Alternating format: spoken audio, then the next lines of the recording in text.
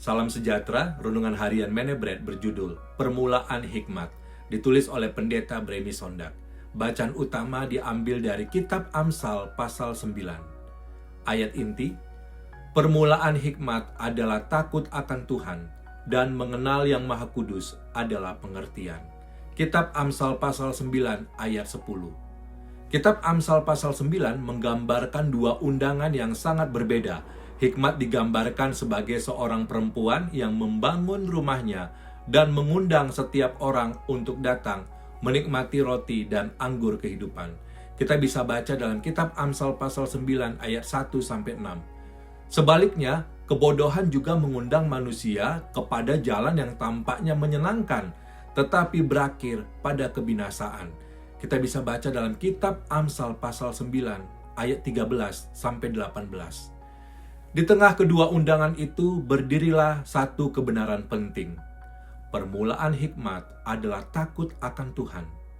Inilah fondasi kehidupan yang benar. Renungan, dunia saat ini mengajarkan bahwa hikmat berasal dari pendidikan, pengalaman, atau kecerdasan. Namun Alkitab mengajarkan bahwa hikmat sejati dimulai dengan hubungan yang benar dengan Allah. Takut akan Tuhan bukan berarti takut dihukum, melainkan memiliki rasa hormat, kasih, dan ketaatan kepadanya. Orang yang takut akan Tuhan akan bertanya sebelum mengambil keputusan, apakah ini menyenangkan hati Tuhan? Hikmat bukan sekadar mengetahui yang benar, tetapi memilih melakukan yang benar. Orang yang berhikmat akan menerima teguran, belajar dari kesalahan, dan terus bertumbuh dalam karakter Kristus. Sebaliknya, orang bodoh menolak nasihat. Ia mengikuti keinginannya sendiri hingga akhirnya menuai penderitaan. Ellen G. White menulis, "The fear of the Lord lies at the foundation of all true greatness.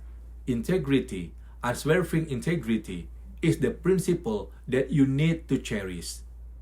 Takut akan Tuhan merupakan dasar dari segala kebesaran yang sejati. Integritas yang teguh adalah prinsip yang harus dipelihara.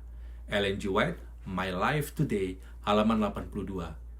Dalam buku lain, Ellen White juga berkata, "True education is the preparation of the physical, mental, and moral powers for the performance of every duty.